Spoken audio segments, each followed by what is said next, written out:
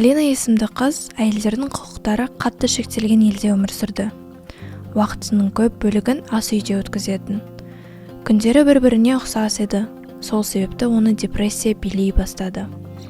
Бірақ бір күні ол радиодан жер бетіне тыныштық, сүйіспеншілік пен кешірім әкелген Иса Масих туралы естіді. Алина радиоға қоңырау шалып, мұқтаждықтарын айтып жатқан адамдар үшін дұға ете бастады. Сырттай қарағанда бәрі бұрынғыдай болып көрінгенімен, сол кезде бәрі өзгерді. Алдымен келіні оның не болғанын білгісі келді. Содан кейін енесі Мәсіх туралы естігісі келді. Ақырында күйеуі менің үйімде әйелдерге не болды деп түсініктеме талап етті. Киелі кітапта Құдай рухы түскендерге жұбаныш пен қолдау беруші деп айтылған. Иса біздің айналамыздағы әлемге деген көзқарасымызды өзгертеді. Сондықтан депрессияның орнына қуаныш келеді. Ал сіздің өміріңізде осындай жағдай болды ма?